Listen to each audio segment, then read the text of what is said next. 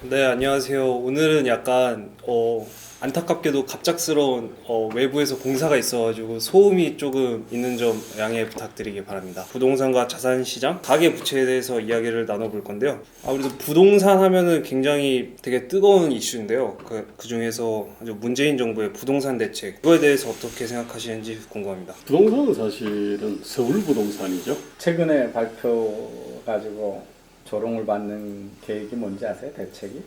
아니요, 잘 모르겠습니다. 지금 우리 윤희숙 의원이 미리 잘 짚어줬고 저도 방송이나 컬럼에서 많이 썼지만 정부가 규제 1번지에 그리고 부동산이 투기꾼이 만드는 문제라고 몰고 간 것들이 인과관계에 맞지 않는 거고 해결책이 아니라고 하니까 그러면서 이제 이 전월세에 대해서 규제를 확 하고 났더니 지금 전세가 없어지고 있는 거죠. 네, 맞아요. 그죠? 네. 없어가지고 홍남기 뭐 부총리가 되느냐 안 되냐 그러고 그 부산의 김미애 의원도 지금 집이 없어질지 모른다 뭐 이런 얘기 하잖아요. 네. 그랬더니 대책이 나온 게 지금 호텔 모텔방을 네, 맞습니다.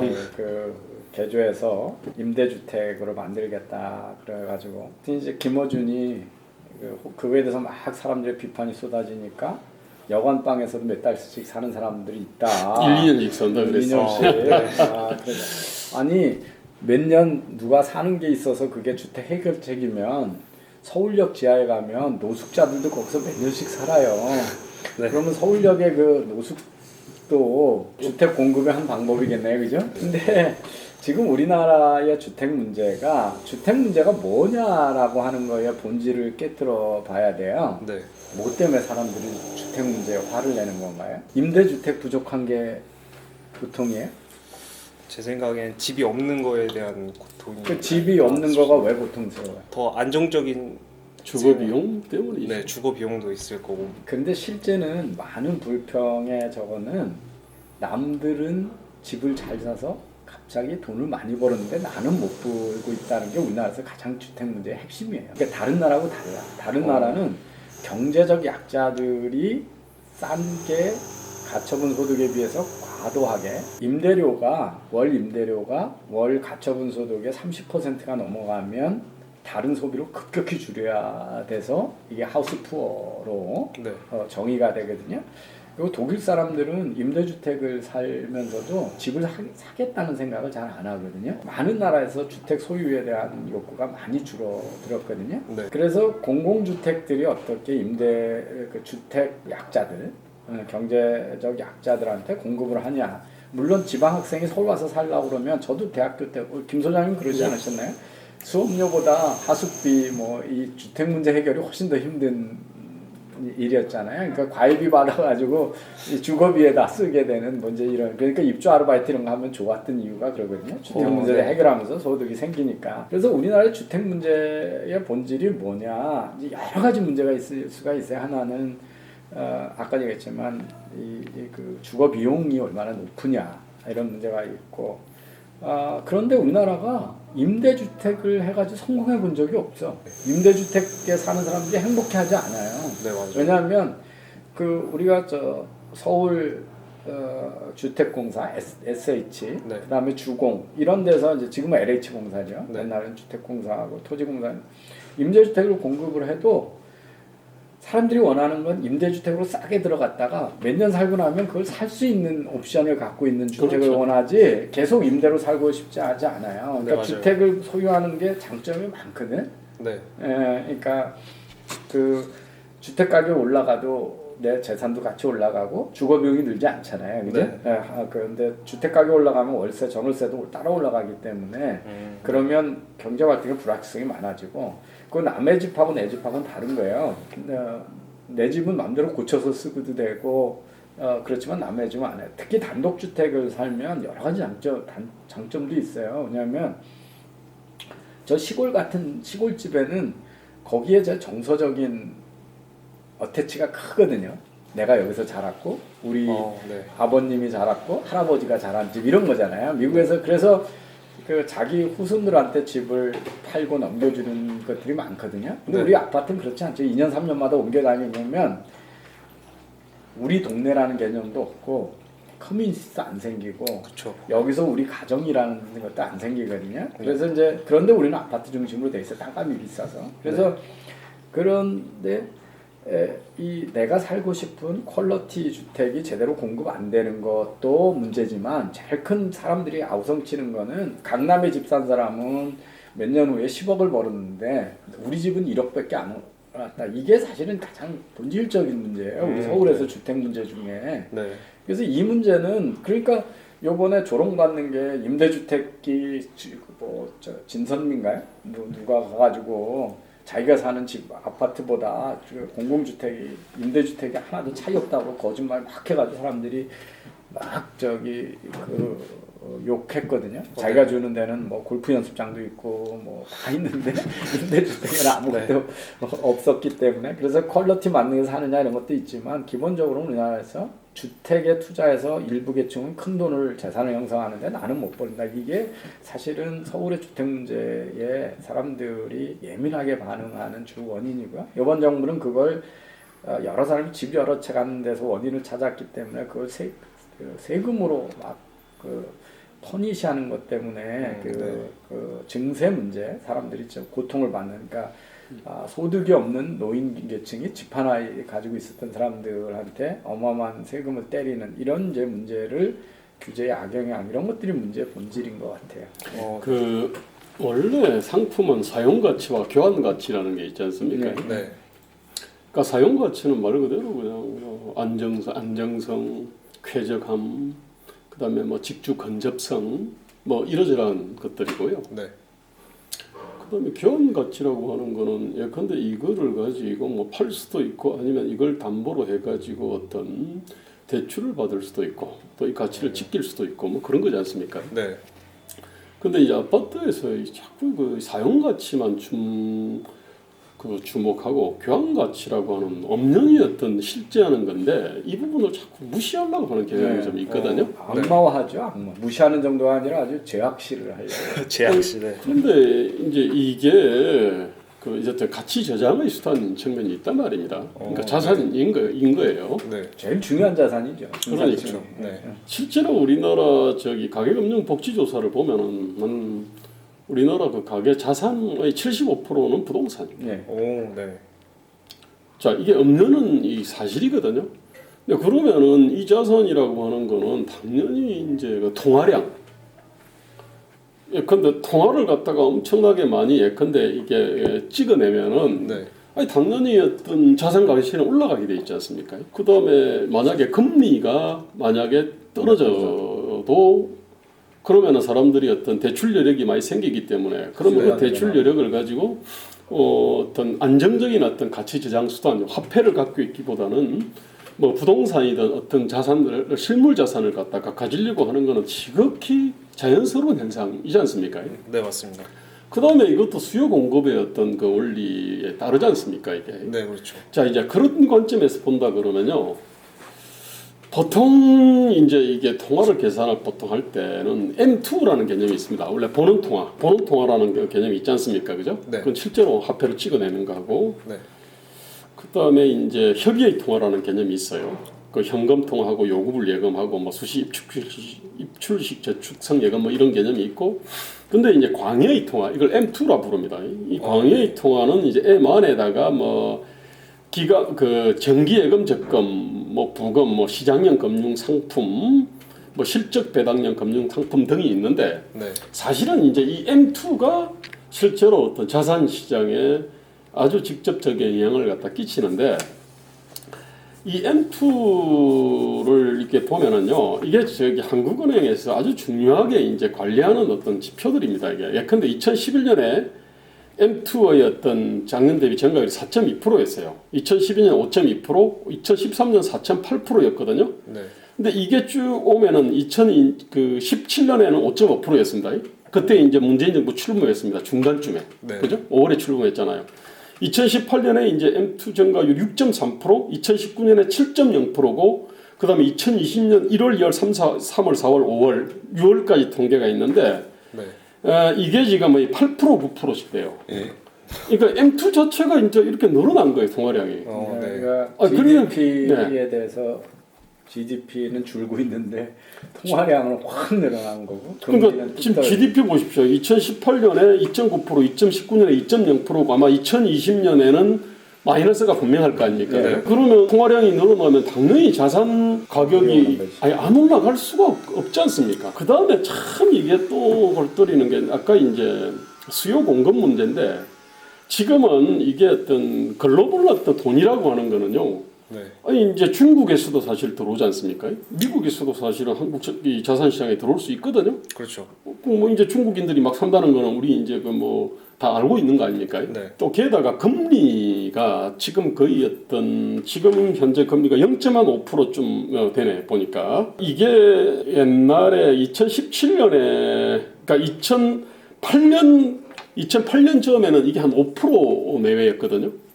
그러다가 지금 2017년에 한 1.25% 정도 내려와가지고 잠깐 올라갔다가 지금 0.5% 정도. 네. 그러니까 이제 금리 자체가 이제 싸졌으니까 당연히 사람들은 대출 여력이 늘어날 거 아닙니까, 그죠? 그렇죠. 네. 그럼 무엇보다도 제가 볼 때 서울보다 이게 이제 전국적인 부동산 시장의 공통된 현상인데 이게 서울 같은 경우는 또 어떤 문제가 있냐면은 2011년, 12년 뭐 이때는 어쨌든 주택 공급 자체가 한 8만 호, 9만 호 뭐 이렇게 됐습니다. 그런데 이제 박원순 시장이 들어와 가지고 그때 이제 뉴타운 있지 않습니까? 이게 뭐냐면은 부동산 불로소득을 갖다가 많이 발생시킨다 그래가지고 그 계획들을 갖다가 대거 이렇게 그 중단 취소를 시켜버렸거든요. 오, 네. 자 그래놓고 또 이 사람의 어떤 또 이 목화적 철학들이 있습니다. 네. 이 사람이 제시하는 게 뭐냐면은 좁은 골목길에다가 거기다가 뭐 그림 그려놓고 이런 뭐 도시 재생이라고 하는 이런 식으로 네. 네. 뭔가 어떤 대규모 어떤 아파트 단지를 조성해서 옥탑방에 가서 에어컨 없이 사는 것도 시도도 했잖아요. 예 그런 거 있고 이제 그러다 보니까 어떤 현상이 벌어졌냐면은 이게 이제 사실은 이제 박원순 어떤 시정이 정말로 그 실정이 한두 가지가 아닌데 네.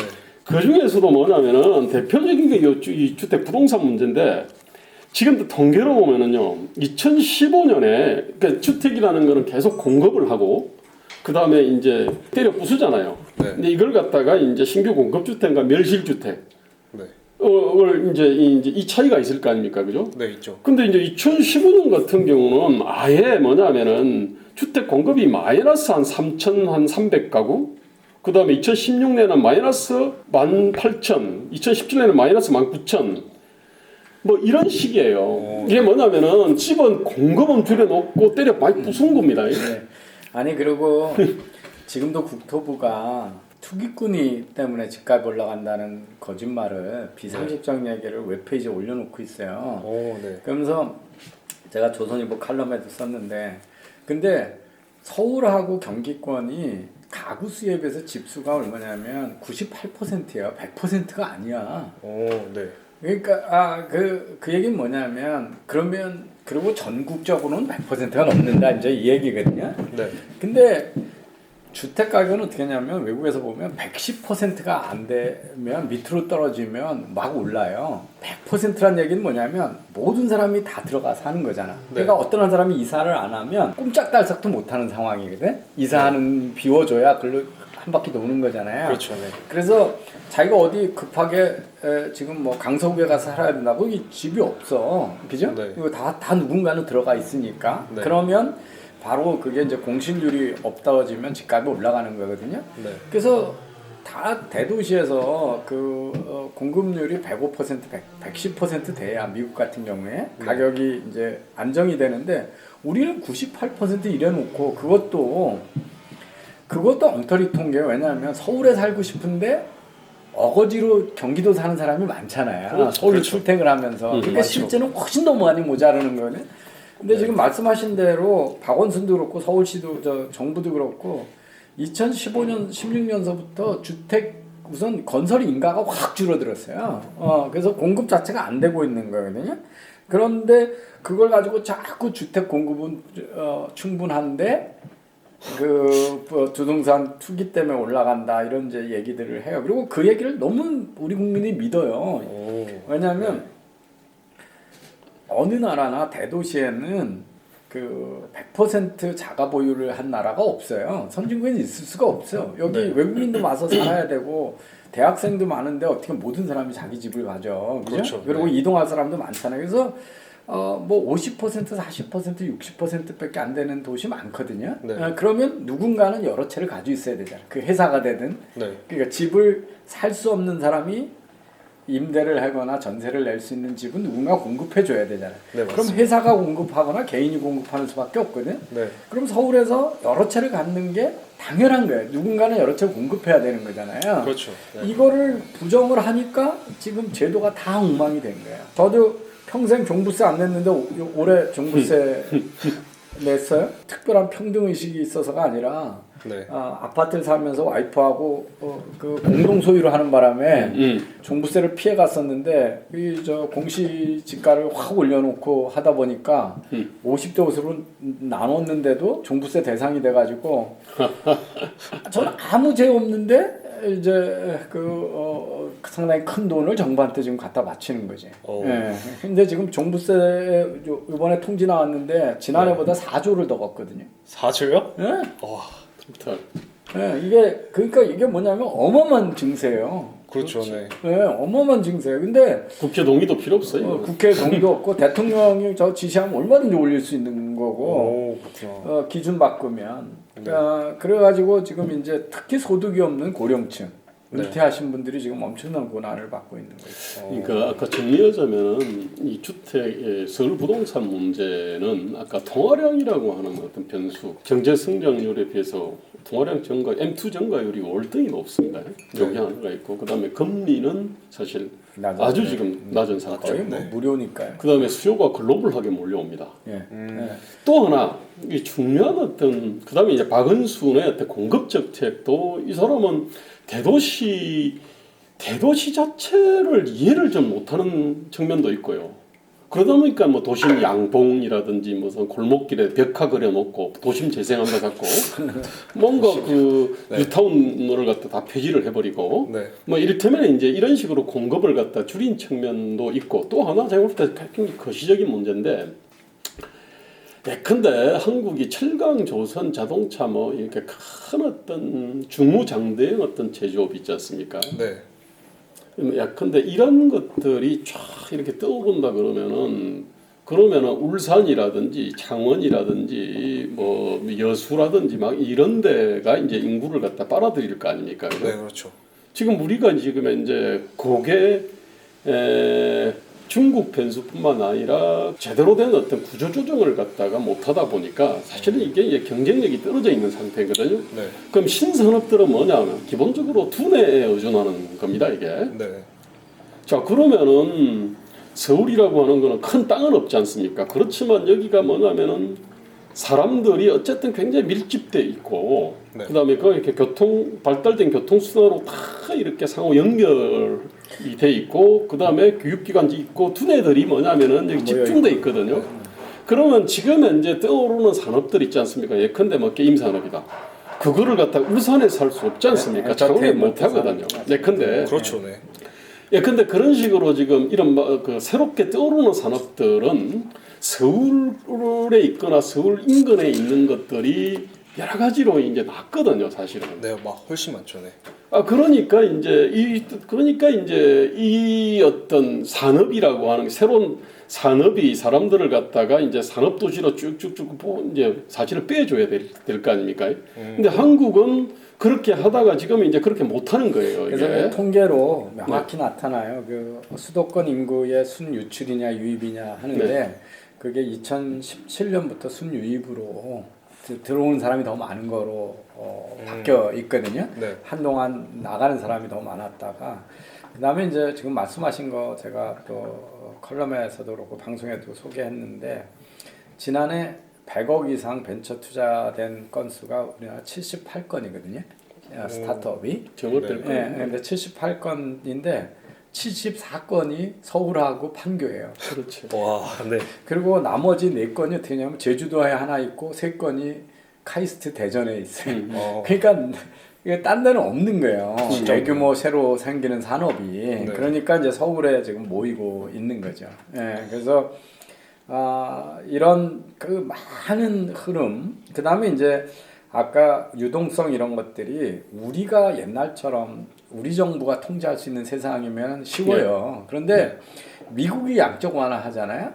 그러면 그 양적 완화하면 자산운용사하고 뭐 투자은행이고 은행이고 다 싸게 돈을 많이 늘어나니까 그게 미국에만 투자하는 게 아니라 우리나라 은행들도 거기서 차입 금액이 무지 싸지고 돈이 밀려 들어오는 거거든요. 그래서 우리나라의 유동성이 확 늘어나요. 그래서 우리 정부 혼자 될 수가 없거든요. 그래서 이 팬데믹 와중에 제가 소개해드렸지만 미국은 지금 금년 10월까지 전체 주택 지수가 전년 대비 11%가 올랐어요. 미국 전역이. 그다음에 캐나다가 7.7%가 올랐어요. 그러니까 이게 전 세계적인 현상이에요. 근데 그거를 아까 여러 번 말씀하셨는데 이 유동성이 늘어나고 금리가 내려가면 집값이 올라가는 게 당연한 건데 그걸 계속 부정을 하고 부인을 하고 또 국민들도 그게 올라가면 안 되고 떨어져야 된다고 자꾸 생각을 하는 거예요. 그래서 지금 그 시장하고 싸우는 거잖아요. 경제 원리하고 싸우는 거예요. 맞아요. 이게 소득주도 성장하고 똑같아요. 그러니까 임금 올라가면 경제 발전된다라고 하는 경제가 발전해야 임금이 올라가는 건데 그렇죠. 이 마차가 말을 끄는 것 같은 얘기를 하는 거죠. 그래서 그러니까 임금을 또 하나요. 최저임금은 확 올려놨지 않습니까? 그러면은 이런 것들이 바로 그 어떤 건설 모임 있잖아요. 이걸 끌어올리거든요. 새롭게 주택을 갖다가 지으려는데 뭐 자재 오르고 그다음에 임금 오르고 그러면은 당연히 어떤 기술 혁신이 획기적 기술 혁신이 없다 그러면은 그럼 당연히 어떤 그 건설 그 주택 가격이 그러니까 새로 신규로 공급되는 주택 가격이 올라갈 수밖에 없지 않습니까? 그건 당연하죠. 이게. 근데 이 정부는 이제 그런 정책들을 갖다 폈잖아요. 네, 그렇죠.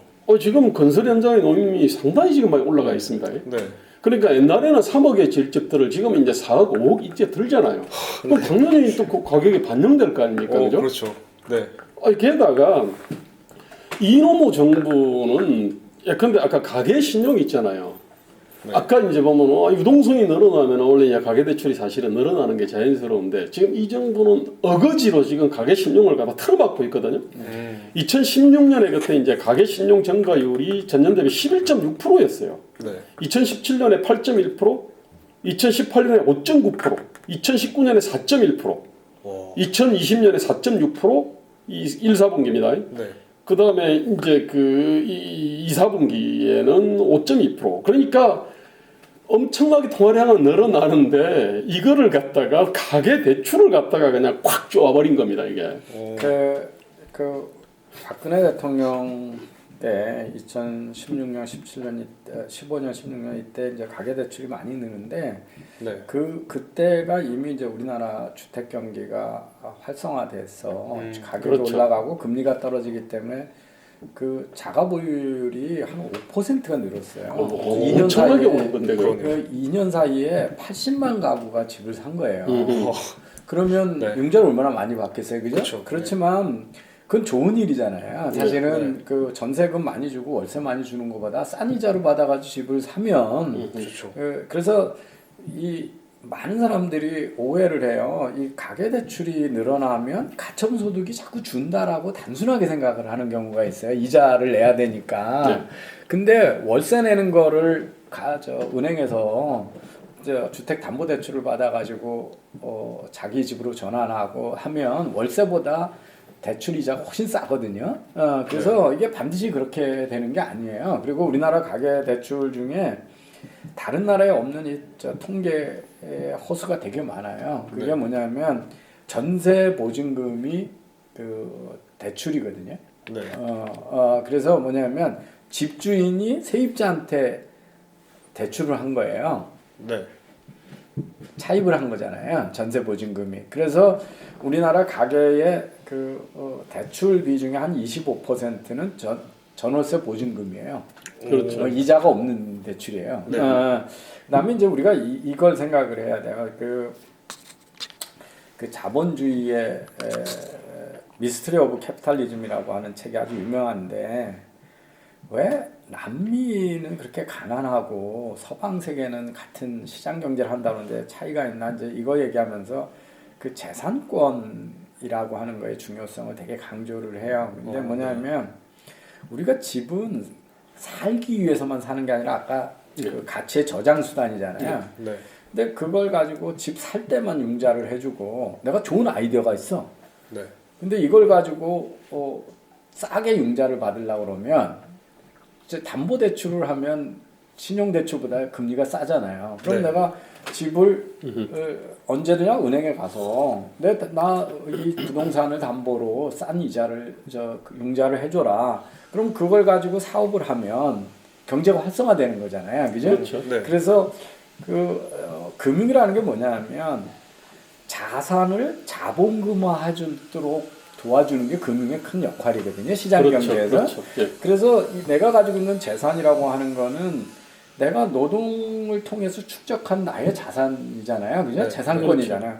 그건 내가 필요할 때 언제든지 활용할 수 있어야 되는 거예요, 그죠? 네. 그게 나의 권리예요. 그런데 지금 집 살 때도 담보대출을 뭐 소득의 몇 퍼센트 이상은 안 하고, 그 다음에 그 부동산 가격 올라간 데는 아예 대출을 못 해주게 하고, LTV, DTI, LTV 뭐 DTI 해가지고 못 하고, 특히 과열 지역이거나 과열 예상 지역은 아예 안 해주고 뭐 네, 이러거든요. 안 해주죠. 네. 그거는 경제를 죽이는 뿐만 아니라 개인의 재산권에 대한 아주 심대한 침해거든요. 자본주의 시장 경제 원리를 부정하는 거예요. 오, 집은 내가 가지고 있는 재산인데 살기 위해서만 있는 게 아니에요. 이걸 가지고 사업을 해도 좋고, 그렇죠. 아니 내 아들이 좋은 아이디어가 있는데 부모가 거기서 싸게 융자 받아가지고 젊은 청년이 가서 보세요. 신용대출 안 해주잖아. 그렇죠. 안 해주죠. 소득이 적으니까 대출 많이 안 해주잖아. 그럼 부모가 그걸 자식을 위해서 집으로 싸게 대출을 해가지고 좀 빌려주면 뭐가 잘못된 거예요, 그죠? 그렇죠. 예. 네. 그래서 이거는 지금 대한민국은 소위 그 자본주의, 재산권이라고 하는 걸 부정하는 지금 부동산 사회주의가 아주 만연한 거예요, 지금. 예. 그래서 그러니까 경제가 활성화 안 되는 거예요. 그렇군요. 그리고 왜 지금 보면 3분기에도 가계 수지 동향을 보면 우리 10분위로 나눴을 때 밑에 50%는 다 근로소득이 줄었어요. 재산소득도 다 줄고. 네. 근데 보세요.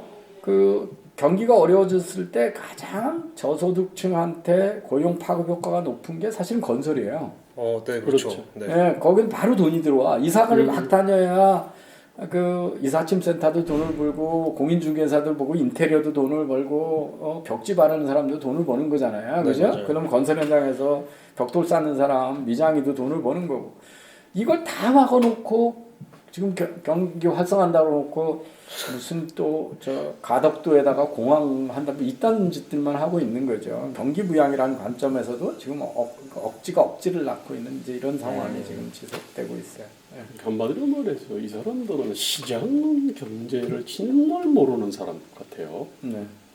그리고 시장의 원리를 역행하려고 그러지 않습니까? 아까 소득주도 성장도 그랬지만, 그건 이제 소득 측면에서 그렇게 된 거고. 그다음에 이 자산 시장과 관련해서도 여기에 대해서도 완전히 역행을 하거든요. 네.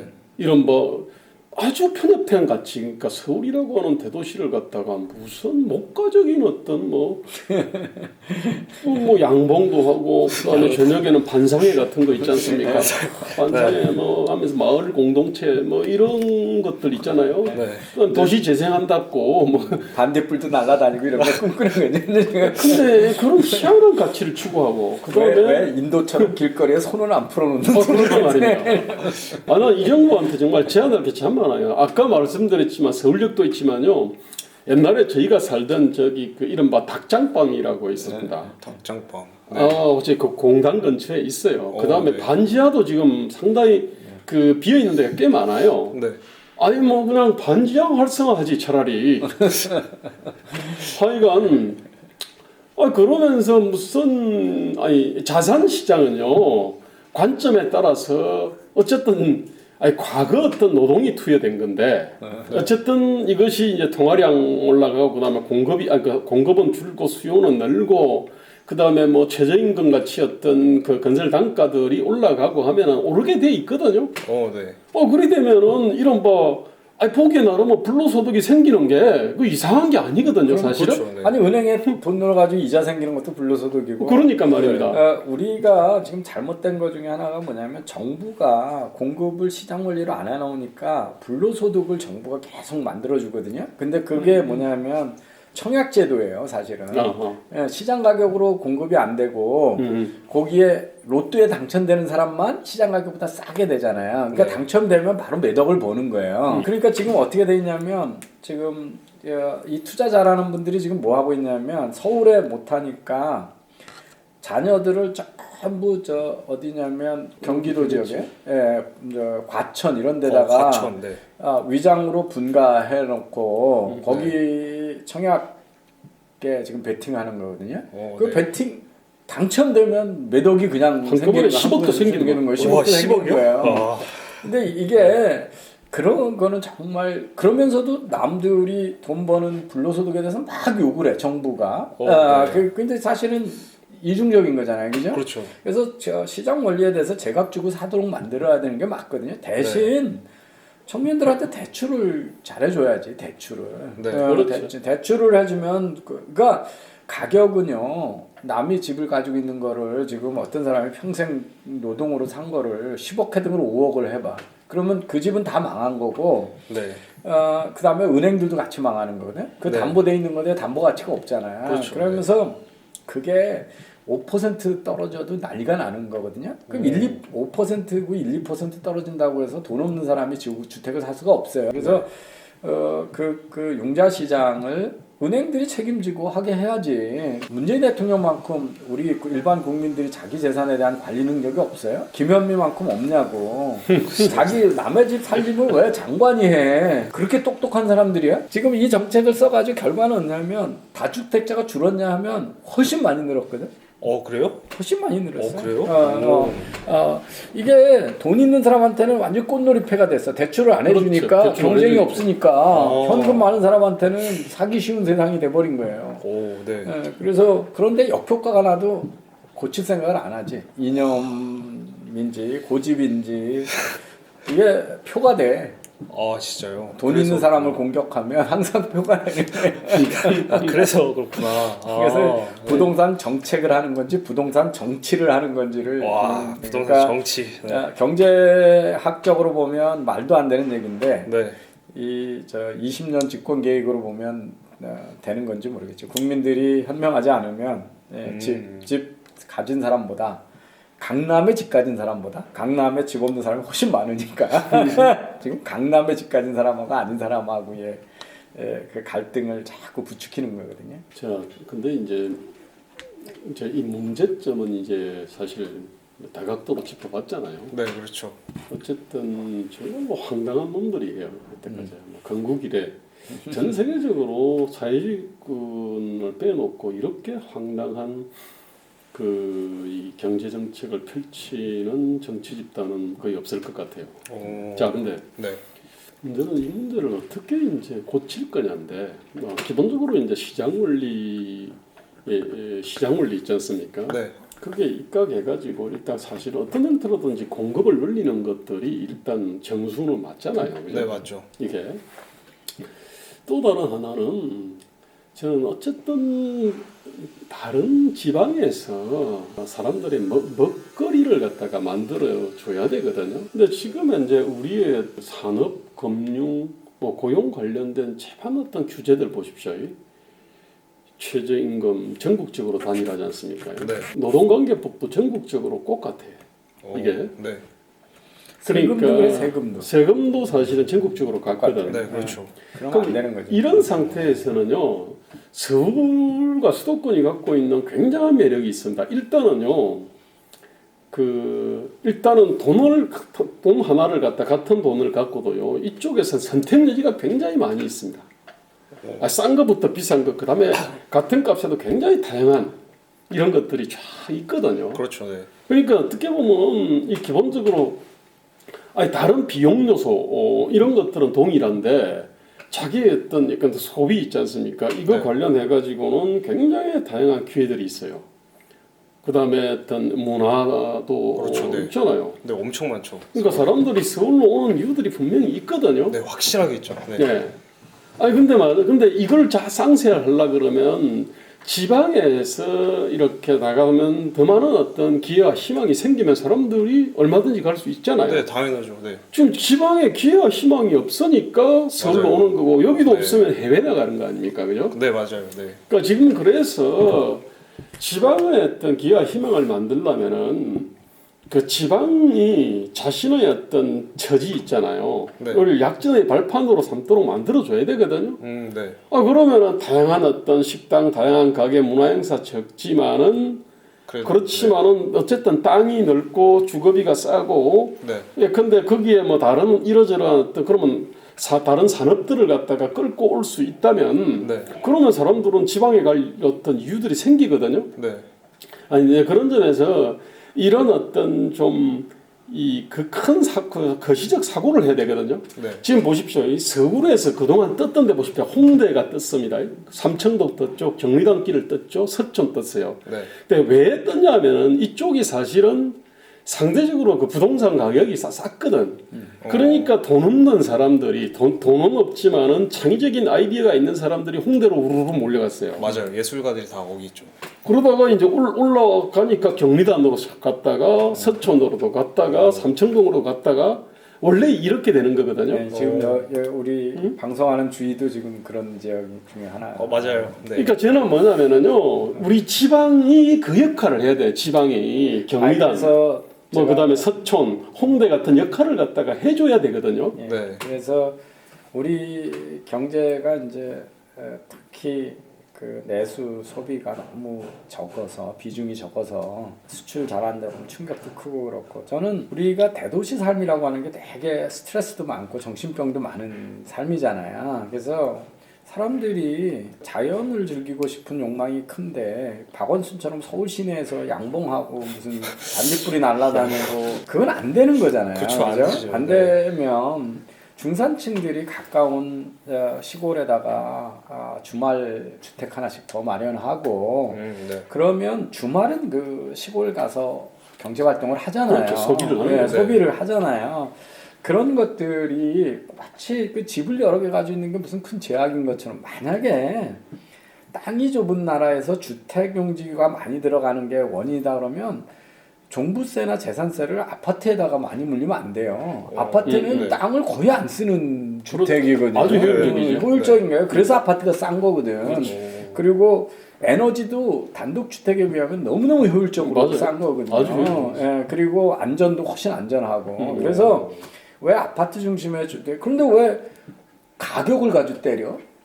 그러니까 이게 딱 부동산을 많이 가지고 있는 사람이 돈 버는 걸 제약시에 여기는 거는 이건 말도 안 되는 거고 그렇죠. 그거는 자본주의에 반하는 거고 부동산이 잘못됐다는 게 땅 좁은 나라에서 땅을 많이 쓴다 그러면 땅 많이 쓰는 단독주택에다 세게 때려야지 면적별로 때려야지 그렇죠. 네. 땅은 거의 쓰지도 않는 한 20층 30층 올라간 집이면 한 집에 쓰는 땅은 정말 손바닥만 하거든요. 그렇죠. 그렇죠. 밑에 있는 거를 그걸 20채나 나눠서 쓴 거니까 그 40평이라고 그래도 그러면 20채나 쓰면 2평씩 쓴 거잖아요. 20채가 쓰면 40층이 되면 한 평 쓰는 거라고. 정말 내 몸 하나 눕힐 만큼 땅밖에 안 쓰는 거거든요. 네. 그런데 거기다 대고 무슨 종부세를 때려요. 그러니까 이게 논리적으로도 안 맞고 부자들을 처벌하는 그런 게 돼 있기 때문에 그래서 빨리 집 많이 갖는 거를 가지고 제약시하고 부동산을 저장 수단이거나 부를 축적하는 수단으로 하는 거를 이상하게 보는 그런 것을 벗어나야 되는데 이 내 집 올라가는 건 좋아하면서도 정부가 그런 거 할 때 박수 치는 분들이 너무 많아요. 이게 네. 전 세계가 지금 코로나 불경기인데도 집값이 다 올라가고 있는 거 뻔연히 있는데 대한민국에서 올라가면 안 되는 것처럼 얘기를 하고 그리고 이제 두 채 못 가지게 하니까 어떤 일이 벌어지냐면 지방 주택은 팔고 서울에다 사는 거죠. 돈 있는 사람이. 그러니까 서울은 점점 더 올라가는 거죠. 그래서 지방은 점점 저거 되고 그래서 그런 효과가 그대로 지금 다 나타나고 있거든요. 네. 그래서 우리 저희 경영대에서 이 카이스트가 대전으로 이사 갔거든요. 90년에. 네. 그래서 경영대 지금 그때는 경영대가 생기 전인데 교수님들이 계셨어요. 그래가지고 두 그룹으로 나눠줬어요. 서울에 있는 집을 팔고 대전에 가가지고 서울에 살던 집보다 2배 큰 아파트를 대전에 사고, 그러고도 돈이 남아서 주말 농장도 사고 그러셨던 분이 있고, 네. 서울 집은 그대로 두고 대전 가서 전세를 사셨던 분들이 있거든요. 네. 근데 5년 만에 경영대가 새서 서울로 올라온 거야. 근데 그때 집을 팔고 간 사람하고 안 간 교수님하고 은퇴할 때 보면 재산 차이가 몇십억이 차이가 난 거예요. 서울 집값은 서울 아파트는 낡아도 계속 올라가는데 그렇죠. 시골은 이게 저 지방은 이 새 아파트가 제일 비싸고 그다음에 가격이 뚝뚝 떨어지거든요. 그래서 정부가 이렇게 다가구 주택을 이렇게 하게 나면 서울에 대한 그 수요는 더 몰리게 돼 있어요. 그러니까 참 어떻게든지 이거는 서울은 시장 원리는 수용해야 되지만은 지방의 어떤 그 매력들을 그러니까 맞아요. 거기서 가치를 살면 올려야 되거든요. 거기서 맞아요. 살면 파격적으로 생활비도 들 주고 세금도 들 내고 넓은 집에 살 수 있고 더 그러면서- 좋은 교육 기회가 있고 이런 구조가 그러면서 주어져- 소득도 막 있고 있고, 예. 그렇죠. 우선 소득이 없으면 뭐 소득이 아무리 다 높- 소용 없으니까 그런 게 사실은 경제 지방 분권화죠. 그렇죠. 예, 그래서 자율권을 주고 경쟁을 하고 좋은 혁신은 금방 퍼지거든요. 그러네. 성공하는 거 보면. 그래서 제가 맨날 얘기하는 게 서울시에서만 해도 이명박 서울시장이 한 티머니가 전국 공통 머니가 되는 거. 네. 청계천 성공하니까 전 세계 모든 개천이 다 공원화되고 이런 것들 좋은 혁신은 그냥 다 퍼지는 거거든요. 저는 그 이명박 때 서울에 공급 많이 했어요. 사실. 그럼요. 네. 네. 녹지도 가장 많이 늘렸고 공기질도 가장 많이 좋게 했고 공급도 확 늘렸고 그러니까 이제 뭐 부동산 가격이 안정이 됐던 건데. 보금자리 주택 이런 거 다 그때 네. 만들었잖아요. 그 청계산 앞에 이런 데 가면 지금 다 거기가 다 그린벨트인데 보금자리 주택이 들어간 거거든요. 근데 그린벨트인데 그린은 하지 않았어요. 이미 거기 비닐하우스로 다 되어 있었거든요. 지금도 네. 세곡동 이쪽에 다 비닐하우스만 있어요. 근데 그린벨트야. 근데도 주택지로 전화를 못해. 요번 문재인 대통령이 또 그린벨트 보호한다고 때 일단 헛소리 하는 말 없었던 일이 돼버린 거예요. 집 살 계획 세웠어요? 아직 먼 미래에서 아직 왜 먼 생각지도 미래예요? 못했습니다. 먼 미래 아니에요. 네, 오늘 정말 되게 재밌게 또 소중한 말씀들 너무 감사드립니다. 부동산과 그리고 자산시장 그 다음에 가계부채에 대해서 얘기를 해봤는데요. 오늘 이것으로 끝마치겠습니다. 감사합니다. 네, 감사합니다.